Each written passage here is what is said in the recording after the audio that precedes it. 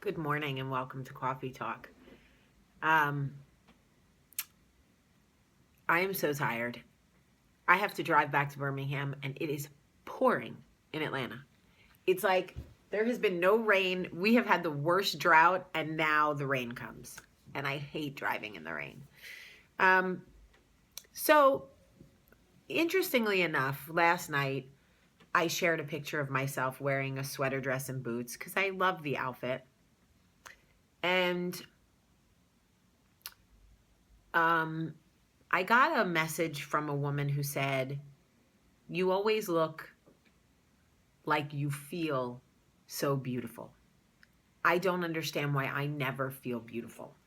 And I think it's interesting after the coffee talk I just did, where I talked to Michael about, him never telling me that I'm beautiful.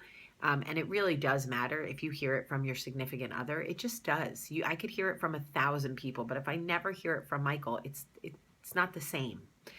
Anyway, I was talking to this woman and I said to her, "Do you have an issue with low self esteem?" And she said, "I think that I do. I don't know how to address it. I think I've always had an issue with low self esteem." And I said, "Well, low self esteem comes from, I believe, not really knowing yourself, being a person who is a people pleaser, wanting to do and look and feel and be a certain way to please other people. And what happens is you get lost in that and you never really feel good about yourself because you are constantly trying to serve the needs, wants, and desires of others, right? So eventually, when you are seeking approval from other people, it takes a toll on your self-esteem because if they're not giving you the approval you're seeking, you don't feel validated. You don't feel enough. And when you don't feel enough, it becomes a low self-esteem problem. So I said to her, "How often are you getting dressed up for you?" And she was like, "Not enough." And she said, "I don't even know, like, I'm not a big groomer. I don't like keep myself well groomed. It's not a thing." I said, "It's not a thing for me either. By the way, truth be told, I probably do my hair and makeup once a week. That's real. I try on date night when Michael and I go out to like look nice. And if I have a work thing like I did in Atlanta yesterday, obviously I want to look nice. But I'm not a big uh, groomer. But I do know that when I get dressed and I make the effort, I do feel good about myself because I am doing it for me. A long time ago, not that long ago, I'm lying, however many years ago though, I decided that I was going to make decisions that made me feel good. It increased my self-esteem triplefold. When I started living for me and not feeling like the decisions I was making were for the seeking approval from other people, my confidence and my self-esteem grew tremendously. You can do the same thing. You can make the choice if once a week, twice a week, to really groom yourself, blow your hair out, put makeup on, get out of gym clothes and put on something nice. Find an outfit that inspires you. I got that sweater dress at the Gap. They didn't even have my size. I needed a small. They only had medium. I liked it enough that I bought it. So it's very big on me, but I didn't care. The boots are not expensive. I don't even know who makes them. I didn't spend a lot of money on them because I just didn't. Like, I legit have Halogen makes them. But I felt good in it. When you groom yourself, it helps. It really does. Take the self-image you have of yourself and Photoshop it in your mind. Literally, make the changes in your mind to the way you want to look and then work towards that. But not just on the outside, on the inside too. Like, you can, like, one of the best things I did for my self-esteem, truly, is to choose kindness. Choosing kindness has changed the way I see myself.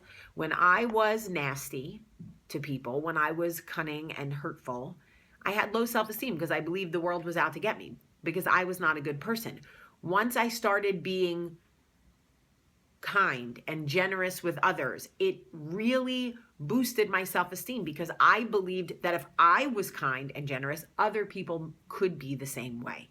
And it really helped. I know it is easier said than done. I know so many of you are listening to me going, okay, Jamie, well, you know, I am a people pleaser. What am I supposed to do about that? If it works for you, nothing. If you are a people pleaser and it works for you, it is not damaging to your self-esteem. If you are not seeking the approval of others, and when you don't get it, it affects how you feel about yourself, you are fine. I am speaking to the people who are people pleasers, and when they don't get the validation from other people, it directly affects their self-esteem. I am telling you that you can change this. You can really get to know you. You can eat the metaphorical eggs the way you like them. And the right people will still want to eat with you. That is what you have to understand.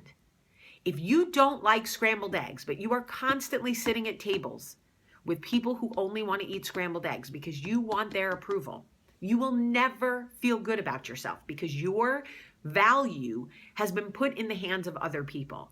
Take that back. I had to do that for my mom. That is hard. That is really, really hard. But it can be done. And I'm sharing this with you because I want to set you free the way I have set myself free. And that is to say, make the choice, know what your principles are, know who you are, know what you will not compromise. Sorry, Michael's texting me to let me know how the kids are. Set small goals for yourself. Literally, set small goals about how you approach people and try it. When you typically would say yes to something, when you would typically metaphorically order the scrambled eggs, when that is not what you want, try the next time you're with those people to order the eggs you want and see if they still eat with you. If they do, these are your people. And you need to know that you can take the power back because this will improve your self-esteem. And it is all connected. When your self-esteem goes up, you want to look better. You want to put more effort into yourself. When you want to look better and put more effort into yourself, your self-esteem goes up. It literally goes like this. Find your people, people who love you for the principles and the output you are contributing. And they go, I don't care what eggs you eat. I want to eat with you anyway. Those are your people. Find those people and your self-confidence and your self-esteem will improve. And then you will feel good about yourself. And it is it's a self-fulfilling prophecy. Choose kindness, grow from the inside, get to know yourself, like really get to know yourself, what you like, what you stand for, and walk so tall in that. Have convictions.